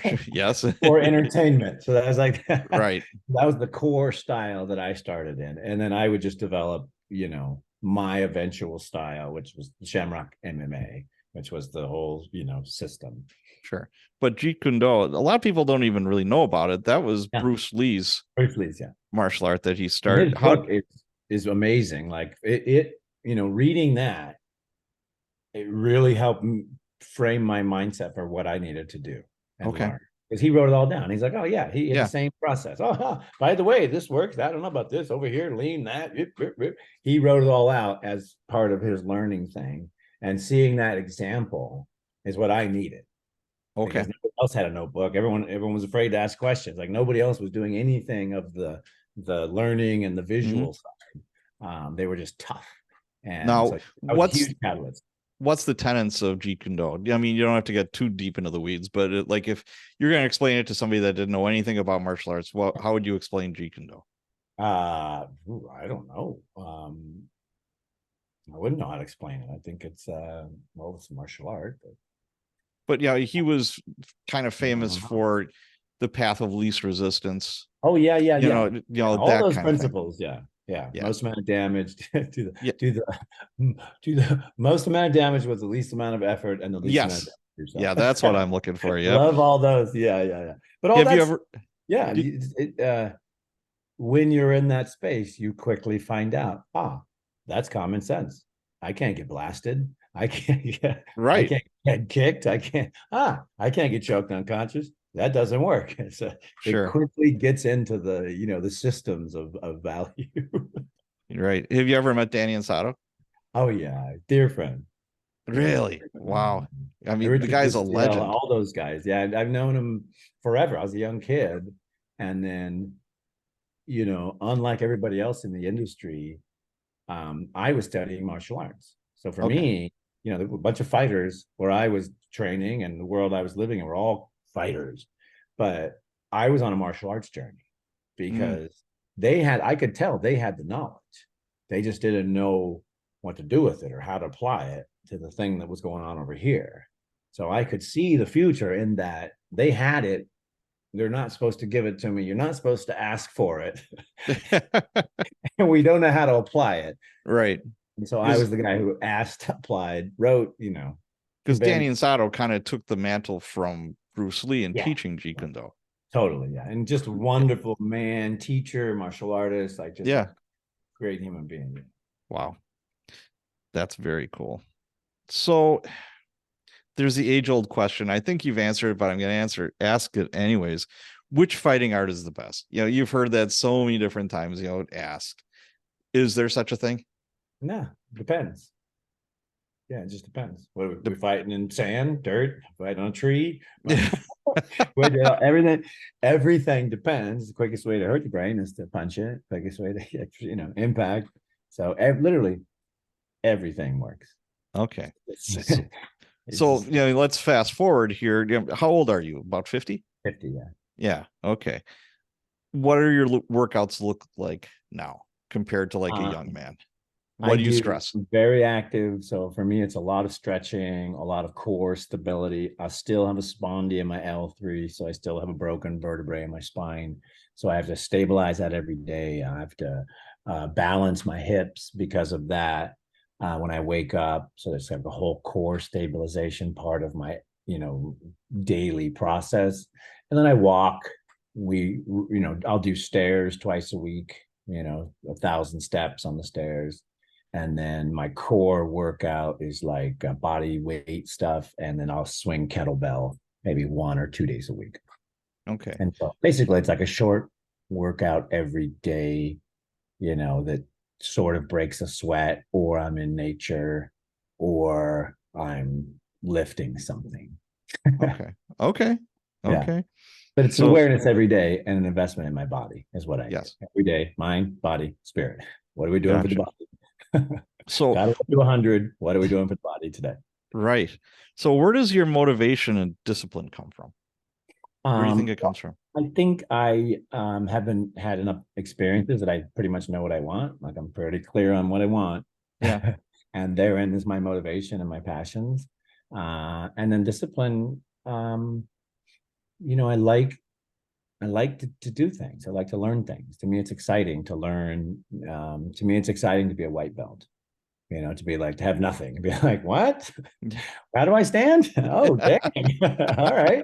Well, let's talk about this. That to me is super exciting. And I should say, I have never earned one martial arts belt in my entire life. You I have don't have not. a black belt. I don't have a blue belt Really? or gotten a white belt. I've never received any belts because I've never showed up to a martial arts class. I went in a fighting gym and then I went to martial arts schools as part of my journey. I never showed up and was like, listen, I'd like to join the judo at 7 p.m., please. I've never Yeah. happened from my side. Interesting. I wasn't a consumer. I was living in the world. Right, right. What You are we were doing kind over here? of so, so I don't. I always, I tell people, listen, I know what people are looking for, but I've never looked for it. I've never walked into a martial arts school and said, hey, I think this is what I need. Let me join your team. Let me get in here. I've never yeah. done it. And Wow. and you have, and other people have, and I Hmm. see the people that do it. I know that feeling and how good it feels, and what a mind change and what a decision that is to say, yeah, I'm gonna go make a change. I'm gonna do it by doing this thing. That's a big thing. I've never done that Okay. ever. Interesting.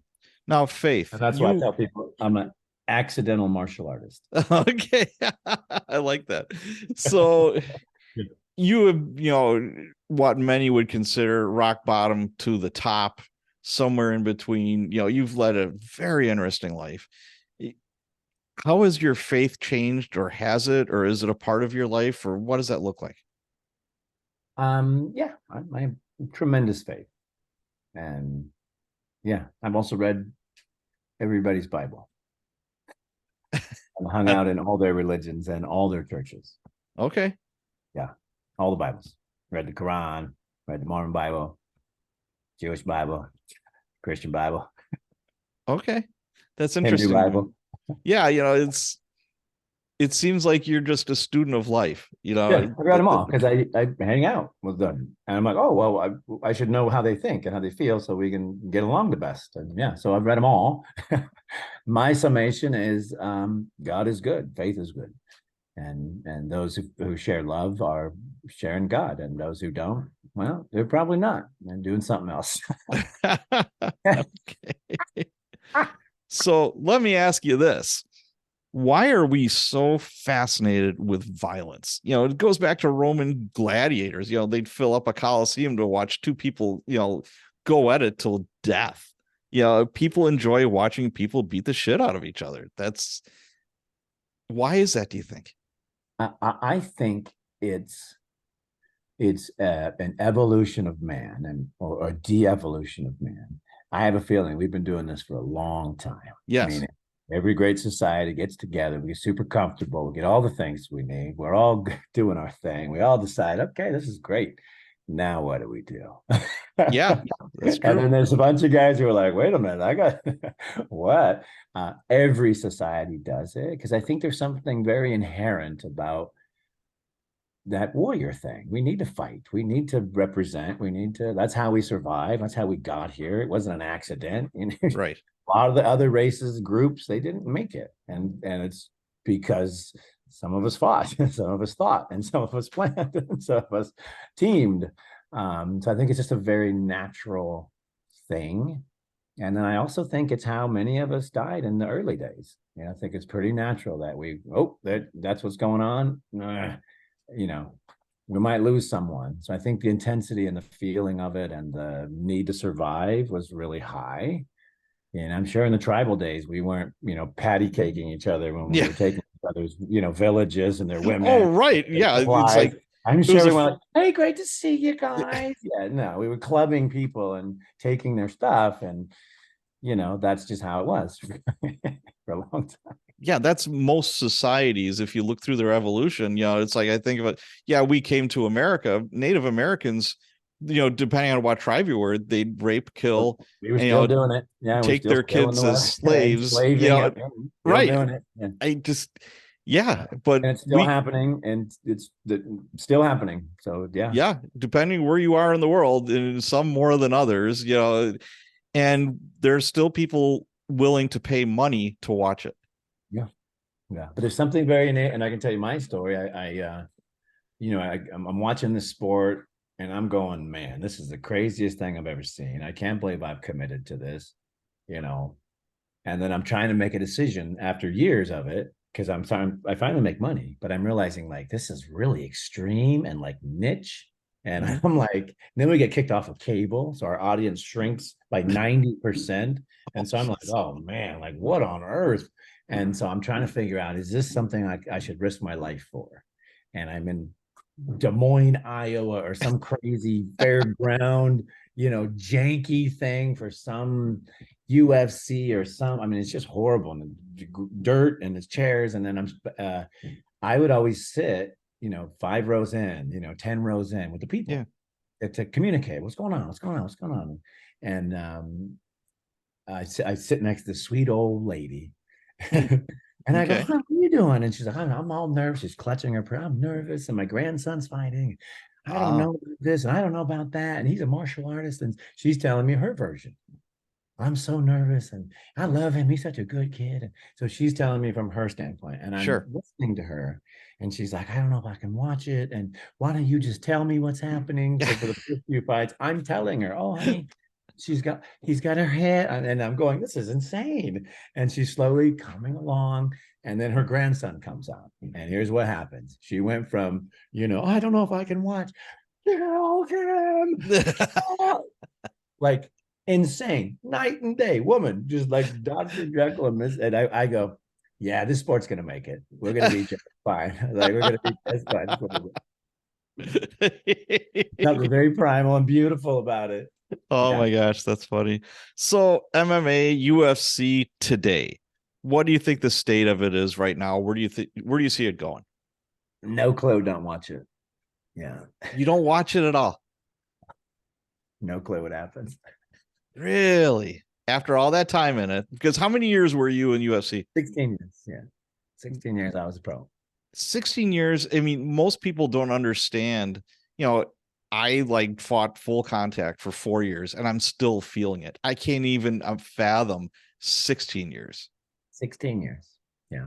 The damage that does to your body is ungodly. Oh, yeah. I've been super blessed. It's like it never happened for me. But like there's certain things I can't do. I have no tendons in my left knee, so I can't make fast lateral motions to the left because my knee will just fall over. So you don't watch it anymore? Wow. Yeah, I No. was going to ask Yeah. you, what do you think about Conor McGregor? I love him. He's great. Yeah. Okay. I don't think he'll ever come back and be anything like he was because he's done. But Do you think it's just some people just don't know when it's time, or the no, it's allure just of money. money and Yeah, fame it's just and money. It's just money. Yeah. But okay. here's the thing. I went the same journey. It's super hard, to be that hungry fighter when you make $100 million. Yeah. Yeah. Hey, well, I'm hungry. No, you're not. You're full. Yeah. Because So I think he's full, and I don't think he's, who wants to eat after that? right. I watched his a while ago. I think it was on Netflix. They had a documentary about him. Yeah. And you know what? He comes from a blue collar, Yeah. just normal dude. He grew up on the wrong side of the tracks in Dublin, and fighting was his way out. Yeah, that's And it. he's still with his high school sweetheart. Mhm. But I'm just wondering how much of that is a persona, how much of this is like flash, it's like, that kind of thing, or what's the real person like? Because I've seen it a million times. They make the money, they spend the money. oh yeah, well, that's any pro athlete, right? It's always the same. Yeah, they go buy a Lamborghini. It's always the Yep. same. Yeah. I It's have a great example of all my mentors. So I watched them do it. sure. And then I went, that doesn't seem sustainable. So I did the opposite. That's why I retired. And I watched what everyone else did, and I just went, well, what if we just did a little bit different, like Sure. not the Lamborghini? Yeah. I remember, when he fought Floyd Mayweather, and I'm just like, Floyd was going to knock his head off of his shoulders. I mean, this is a professional boxer, arguably one of the best boxers like ever. And I'm like, why are you crawling into the ring with him? And it's like, oh, money. Money, lots of money. God, wow. Oh, well, good luck to him.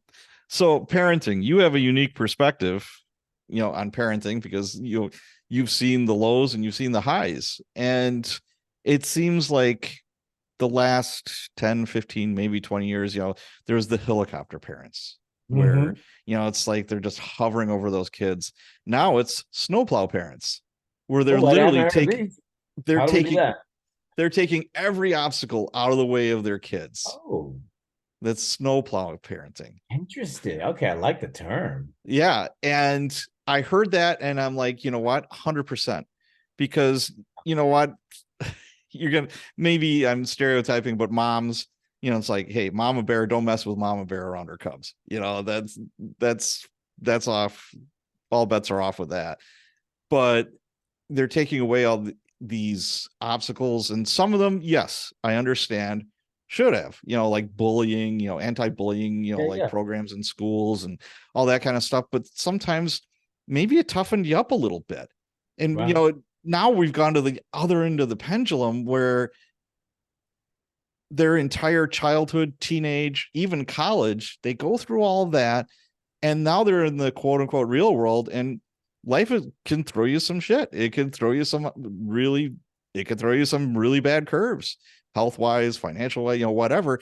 And it seems like some of them are just completely clueless to that because Yeah. everything's been cleared away for them. What do you think about that? It's a thing. Yeah.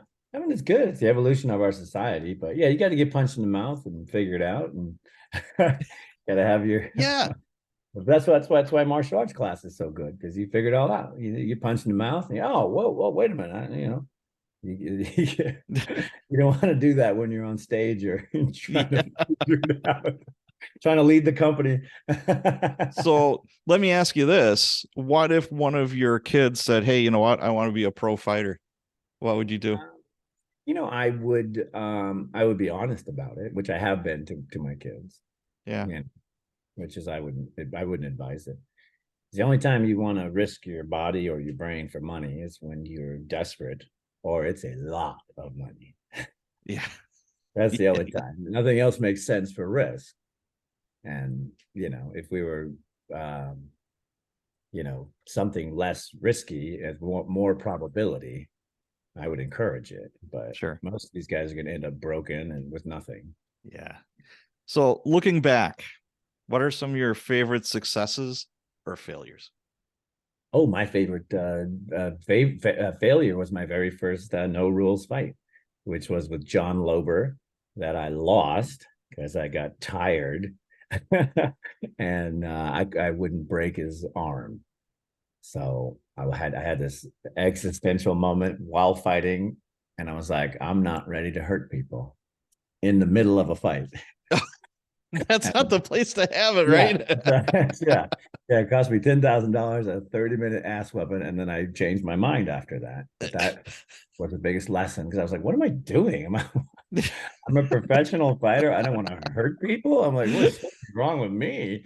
So yeah, that was a big one. So you And had him like in an arm bar and he wouldn't tap out? yeah, he wouldn't tap out, and then Okay. I I wouldn't break it because I was like, well, that doesn't make sense. And then because my mind had been, I'd learned a weird way. Okay. Gotcha. Changed my mind. Because I was abused and I didn't realize Sure. that I was, not wanting to hurt people in this weird psycho confusion thing. Yeah. Quickly got through it. Okay. My greatest success was beating Kevin Jackson. Then for the very first UFC, I beat him in 14 seconds with this armbar, and it was my very first visualization dream where I put up the board, Yeah.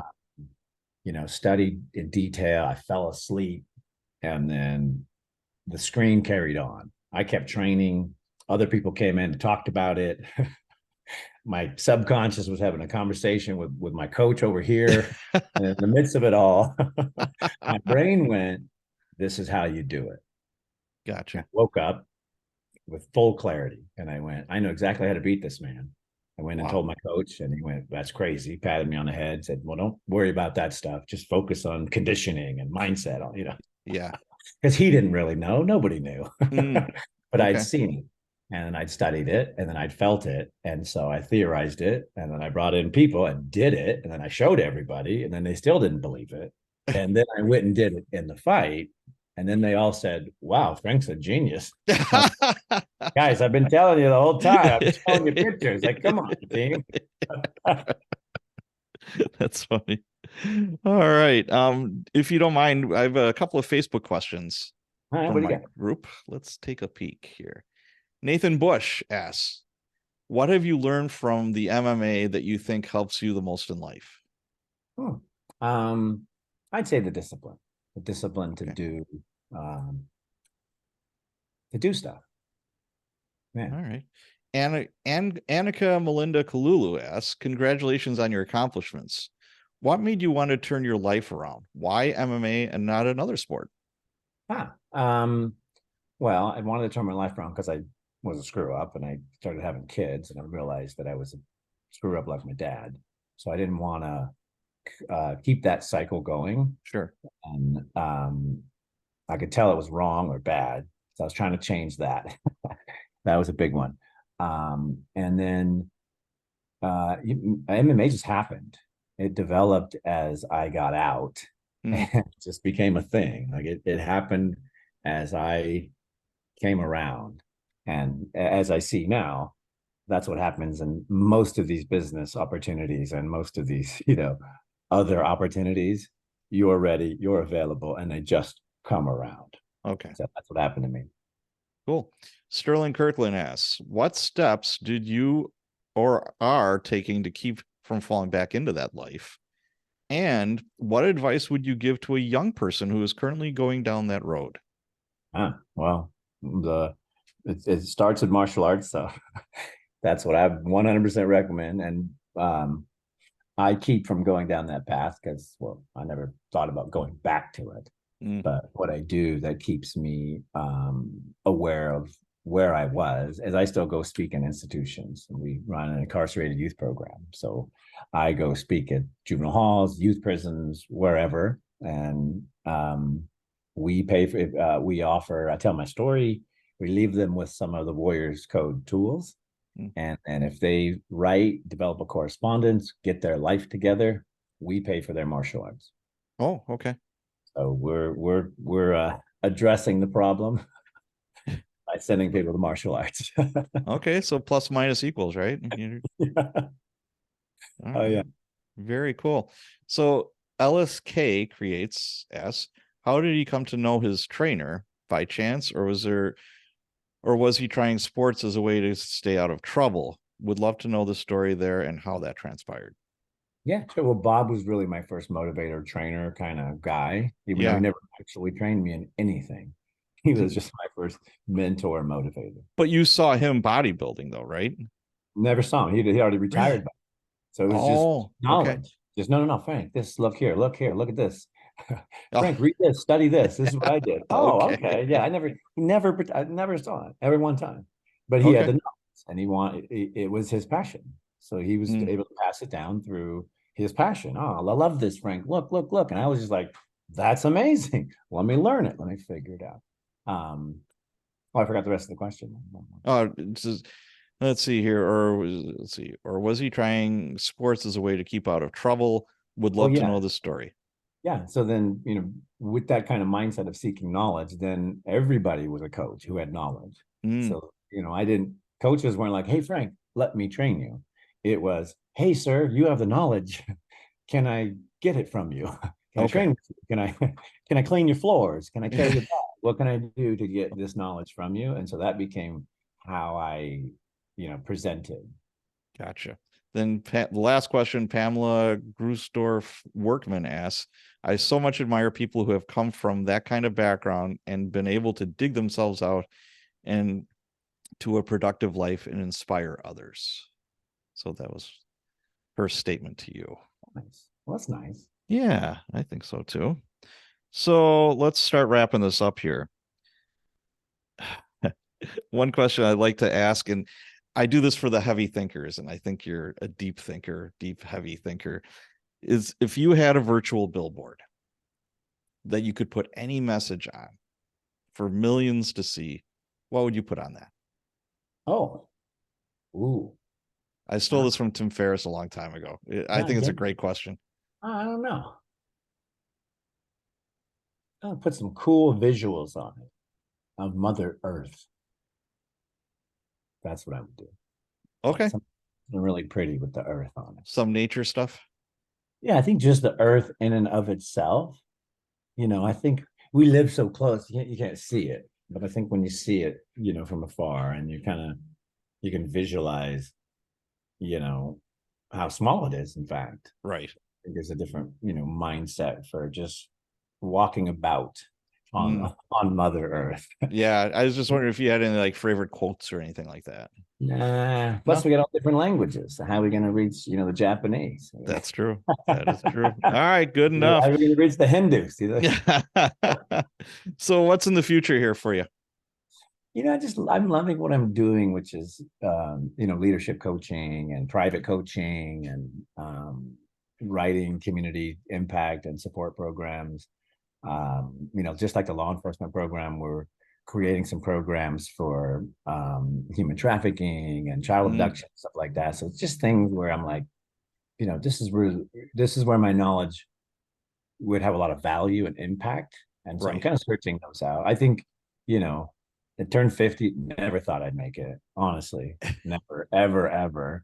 And I heard from Deepak Chopra years ago. It's like, first 25, you're learning, and the second 25 you're earning, and then the next 25 you're giving, and then the last 25 you're leaving. And I was like, I go, man, that's exactly it. Like, really, that's exactly it. So I feel like I'm in that phase now where I have all this knowledge, so much love, so much, community from martial arts.